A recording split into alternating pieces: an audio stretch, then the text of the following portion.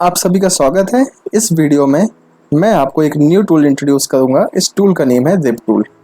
Rib tool basically use होता है किसी भी प्रोफाइल को अगर हम किसी सेंटर कर्व के अलोंग रन करना चाह रहे हैं, जिसको हम टेक्निकली बोल सकते हैं कि हम स्वीप करना चाह रहे हैं, और जब पर्टिकुलर प्रोफाइल उस पाथ को के अलोंग स्वीप होगा तो क्या करता जा रहा है, मटेरियल भी ऐड करता जा रहा है। तो इस पूरे ऑपरेशन को हम बोलते हैं रिप ऑपरेशन। मतलब ये क्या कर रहा है, जैसे आप इस पर्टिकुलर इमेज को देखेंगे कि एक सर्कल हमने ड्रॉ किया हुआ है और इस सर्कल के परपेंडिकुलर एक पाथ है जिसको हम क्या बोलते हैं, सेंटर कर्व बोलते हैं, और जो सर्कल है इसको हम बोलते हैं प्रोफाइल। तो अभी जब हम इस प्रोफाइल को इस सेंटर कर्व के अलोंग रन कर रहे हैं, स्वीप कर रहे हैं, तो ये क्या कर रहा है, फाइनली हमें ये ऑब्जेक्ट दे रहा है। तो रिप टूल को परफॉर्म करने के लिए हमें क्या करना होता है, पहले दो स्केचेस ड्रॉ करने होते हैं।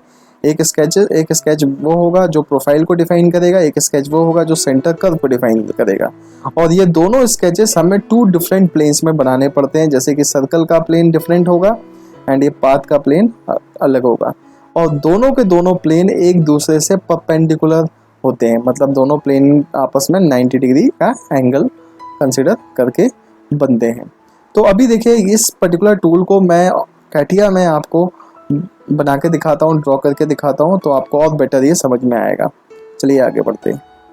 तो देखिए हम सबसे पहले क्या करते हैं, हम सबसे पहले ये पाथ को डिफाइन कर लेते हैं। जो आपको मैं इसको जूम करके दिखाता हूँ, आपको ये जो पाथ दिख रहा है, ये पाथ हम पहले ड्रॉ कर लेते हैं। तो मैं किसी भी एक प्लेन को सिलेक्ट करके स्केच में जाऊँगा, और स्केच में जाने के बाद मैं एक प्रोफाइल यहाँ पर पिक करूँगा, और सपोज़ एक रैंडम डायमेंशन का, या फिर बोल सकते हैं विदाउट कंस्ट्रेंट के हुए मैं एक पाथ यहाँ पे बना लेता हूँ अभी फ़िलहाल में।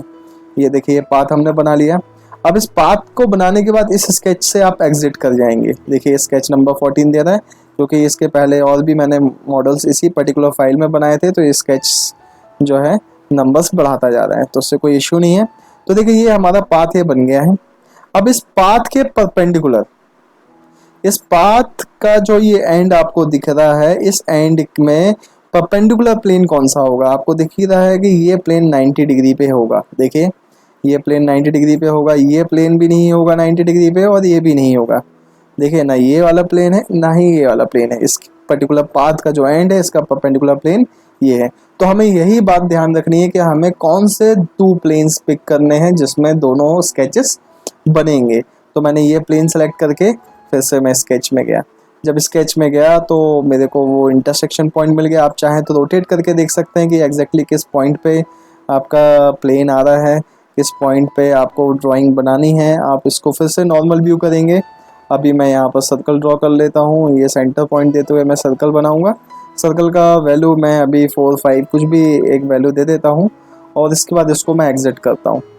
और जैसे ही एग्जिट करूँगा तो आप देखेंगे आपको सेम जैसा कि मेरा इस ड्राइंग में दिख रहा है वैसे ही आप देखेंगे एक ये सेंटर कर्व बन गया, सॉरी सेंटर प्रोफाइल, एक सर्कल प्रोफाइल बन गया, और एक सेंटर कर्व बन गया।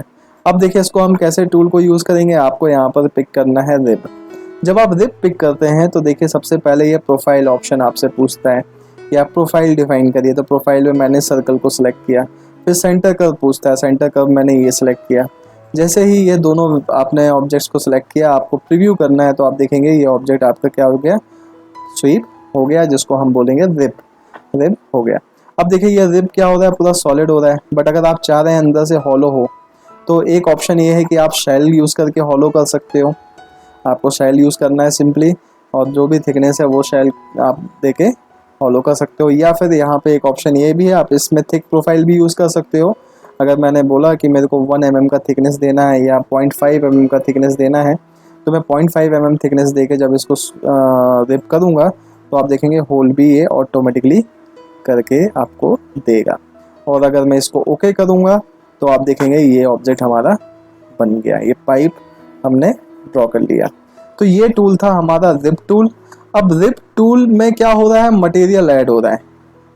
अब रिप टूल के जैसा ही एक टूल और होता है जिसको हम बोलते हैं स्लॉट।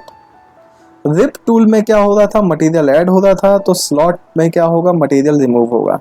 अब मटेरियल रिमूव कैसा, जैसे कि अगर मैं चाह रहा हूँ कि मेरे को इस पाइप के इंटरनली एक कट करते हुए प्रोफाइल लेके चलना है, कट करते हुए, अब आप यहाँ पे बोलेंगे कि सर आपने थिक ऑप्शन से इसको वैसे ही हॉलो कर दिया, तो हमें स्लॉट की क्या ज़रूरत पड़ रही है। तो देखिए स्लॉट की ज़रूरत कैसे पड़ेगी, आपने इधर जो स्लॉट रन किया है या आपने जो यहाँ पे हॉलो लेके चले हैं, ये सर्कुलर ही लेके चले। सर्कुलर क्यों, क्योंकि आपने जब थिकनेस लिया तो थिकनेस का कॉन्सेप्ट क्या है कि जो प्रोफाइल होगा उस प्रोफाइल के शेप को फॉलो करके होल करना पड़ेगा। बट सपोज अगर मैं चाह रहा हूँ कि मेरे को इधर पर रेक्टेंगुलर कट करके लेके चलना है, मतलब रेक्टेंगुलर शेप का प्रोफाइल हो जो उस पाथ को फॉलो करते हुए क्या करे, कट करे, तो उस केस में हमें स्लॉट ही यूज़ करना पड़ेगा। जैसा कि आप इस पर्टिकुलर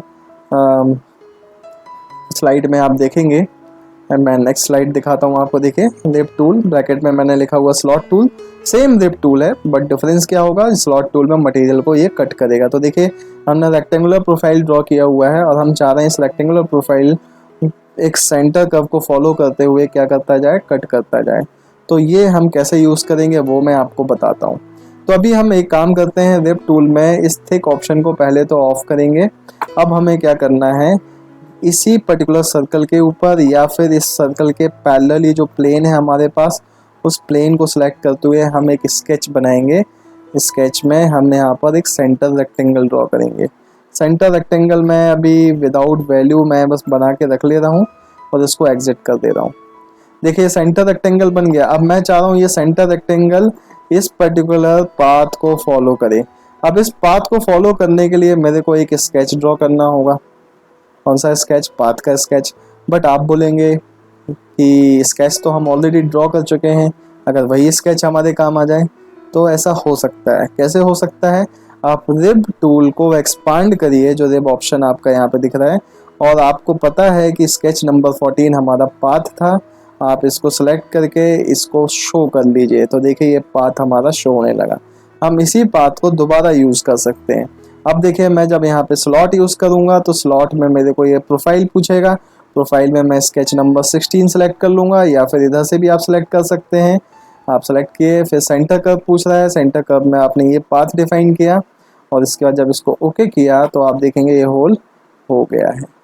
तो ये कहलाता है हमारा स्लॉट टूल। तो ये काफ़ी ईजी टूल है, बस हमें यहाँ पर जो सबसे इम्पोर्टेंट चीज़ होती है वो होती है स्केच ड्रॉ प्रॉपर होना चाहिए, पाथ बनाना होगा, और एक प्रॉपरली 2 प्लेन्स आपको डिफाइन करने होंगे, जिस प्लेन में प्रोफाइल भी बनेगा और सेंटर कर्व बनेगा।